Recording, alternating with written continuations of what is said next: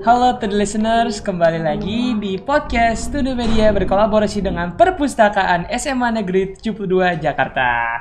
Halo semuanya, kembali bersama aku Farel selaku host kalian, dan hari ini saya ditemani oleh Ibu Teti Helena MPD selaku Kepala Sekolah SMA N72 Jakarta. Selamat siang Ibu, bagaimana kabarnya Ibu? Selamat siang Farel, terima kasih sudah diundang untuk podcast. Baik, terima kasih. Bagaimana kabarnya Ibu? Iya. Kabar saya ya sehat. Alhamdulillah. Dan bahagia. Pastinya harus bahagia dong Bu ya. Dan hari ini kita lagi di Perpustakaan 72 yang begitu indah ya Bu ya. Oh, of course, yes. Baru direnovasi juga dan fasilitasnya sudah cakep sekali ya. Ada absen digital dan judul bukunya juga lengkap sekali ya Bu ya. Oh, yes. Oke. Sure. Mungkin sebelum mulai, jadi setiap kita undang tamu, kita selalu bertanya Bu kepada mereka, gimana sih cerita Ibu dengan literasi? Apalagi kan literasi sangat penting ya Bu. Nah, mungkin kira-kira bisa di-spill sedikit Bu, cerita Ibu dengan literasi atau buku favorit Ibu bagaimana? Iya, literasi ini memang adalah identik dengan diri saya ya. Saya memang suka membaca itu sejak saya masih kecil. Jadi dari saya SD, saya senang duduk di rumah tetangga. Pada saat itu saya nggak punya buku loh, nggak ada langganan majalah. Tetapi tetangga saya itu berlangganan majalah. Jadi saya datang ke rumahnya hanya untuk membaca, gitu. Nah, kebiasaan lanjut lagi di SMP saya suka membaca novel karya Enid Blyton itu, ya, 5 sekawan. Dan di sana banyak menginspirasi saya. Saya jadi banyak mengerti tentang Eropa misalnya, negara luar itu karena saya membaca. Betul Bu. Ya, makanya saya meyakini literasi merupakan cara kita mengenal peradaban dunia, dan kita mengenal dunia ini walau belum pernah ke sana. Betul. Dan literasi di sekolah saya terapkan dan menjadi bagian daripada kinerja saya, yang menunjukkan bahwa sekolah ini anak-anaknya itu aktif ya. Dengan membaca itu kita menunjukkan bahwa masyarakat 72 itu adalah masyarakat cerdas, seperti itu. Wow, sangat inspiratif sekali ya. Dari dulu Ibu tidak punya buku, tapi tekad Ibu untuk membaca sangat tinggi sekali ya Bu, semangatnya. Iya, betul. Sampai ke rumah tetangga dan minjam, wah keren banget Bu. Betul. Oke. Ibu, jadi pada hari ini kita tuh punya topik judulnya adalah plagiat. Nah, mungkin saya izin ada beberapa pertanyaan yang saya ingin aju kepada Ibu ya. Jadi langsung saja ke pertanyaan pertama, yaitu menurut Ibu Teti, apa sih definisi plagiat itu? Ya, kalau menurut saya plagiarisme adalah upaya membuat karya palsu, ya, dengan mengcopy karya orang lain. Jadi plagiarisme itu sangat tidak baik ya. Ya betul. Ibu sendiri pernah nggak merasa pernah mengalami mungkin karya Ibu diplagiat atau pernah melihat karya teman Ibu diplagiat? Tidak, saya tidak pernah merasa orang lain membuat plagiat terhadap karya saya, karena condong karya saya itu lebih banyak pada praktisi ya. Jadi saya membuat sesuatu itu melalui kerja saya. Oke, lanjut ke pertanyaan kedua ya Bu. Menurut Ibu, apa sih tanggapan Ibu tentang plagiat?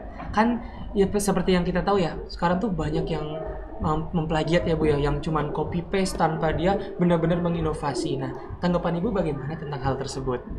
Ya, sikap yang seperti itu menunjukkan bahwa orang itu tidak percaya diri dan malas ya.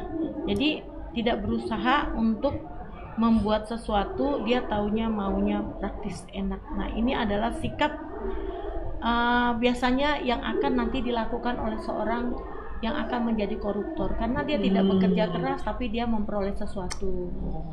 Seperti itu. Betul, berarti curang dalam hidupnya ya Bu ya. Curang. Langsung jalan pintas tanpa dia benar-benar mencoba, langsung menyerah di awal ya Bu berarti ya. Oke.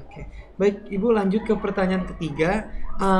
Bagaimana cara supaya menurut Ibu, bagaimana cara supaya kami generasi muda nih, generasi Z yang kedepannya akan menjadi pemimpin terhindar dari melakukan plagiarisme?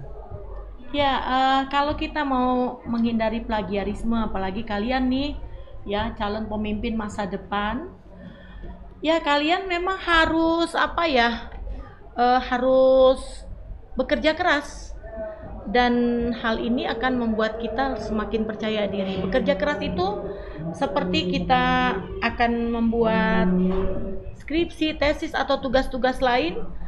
Kita mesti punya nih goodwill ya di sini, bahwa kita ingin membuat semuanya adalah karya orisinal kita, dan harus ada kebanggaan pada kemampuan kita. Jadi kita baca dulu karya orang lain boleh, itu untuk memotivasi, tapi jangan sampai kita menyontek. Karena kalau kita nyontek, hasilnya pasti kurang baik, kita nggak bangga. Seperti itu. Ya, apalagi kalau nanti yang punya akan mengklaim, itu punya kita. Ya, itulah yang harus kita hindari. Rasa kebanggaan pada diri sendiri itu yang paling penting. Jadi semua dimulai dari diri sendiri dan dari mindset ya Bu. Yes. Karena jujur itu adalah hal yang terbaik dalam hidup ya Bu. Betul ya. Oke. Lanjut ke pertanyaan terakhir ya Bu ya. Menurut Ibu nih, plagiarisme itu seberbahaya apa sih untuk generasi sekarang? Ya. Pertanyaan ini sangat bagus, tapi sebelum itu saya tanya juga nih, Mas Farel, kira-kira pernah nggak melakukan plagiarisme? Oke, terima kasih Ibu sudah menanya saya.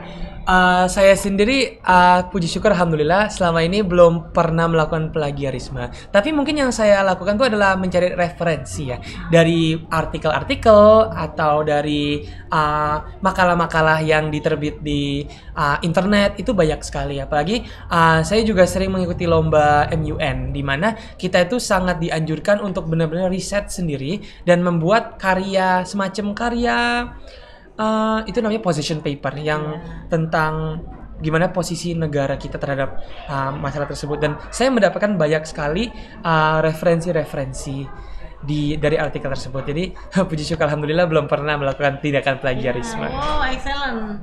Ya, jadi menurut saya kalau kita mencari referensi atau katakanlah informasi-informasi, itu adalah bagian daripada pekerjaan yang bagus ya. Kita berarti memperkaya tulisan kita atau karya kita.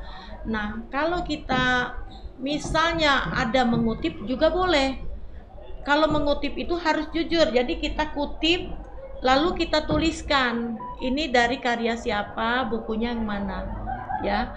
Tetapi kalau kita menyontek penuh, jadi kopas penuh, hanya tinggal ganti nama dan kita akui itu adalah karya kita, itulah yang disebut plagiarisme. Dan ini sangat berbahaya. Ya, kita membuat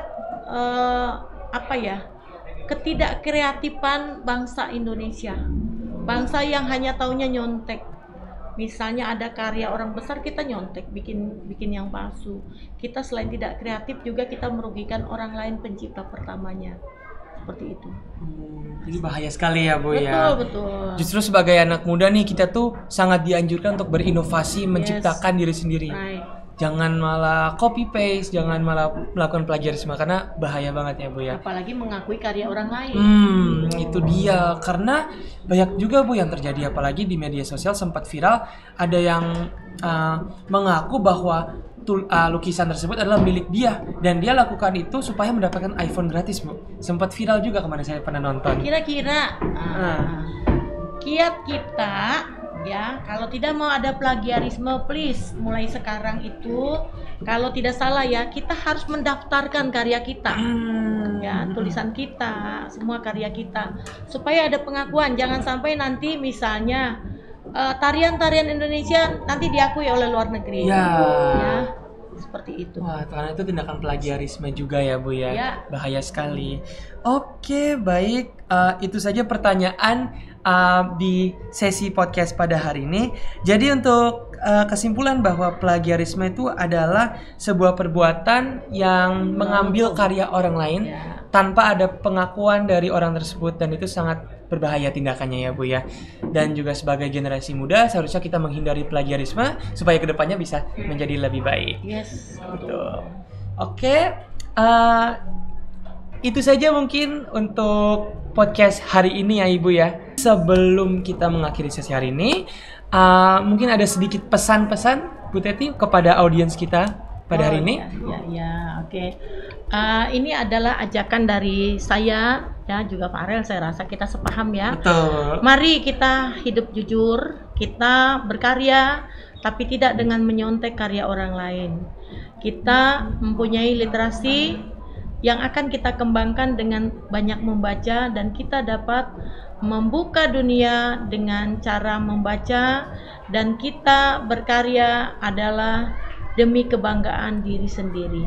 Terima kasih. Oke, wow, keren sekali Bu ya. Oke, itu adalah kata-kata dan pesan-pesan Bu Teti kepada teman-teman To-Do listener sekalian. Baik, itu saja untuk hari ini. Terima kasih kepada yang sudah menonton, dan sampai jumpa di episode selanjutnya. Bye-bye semuanya.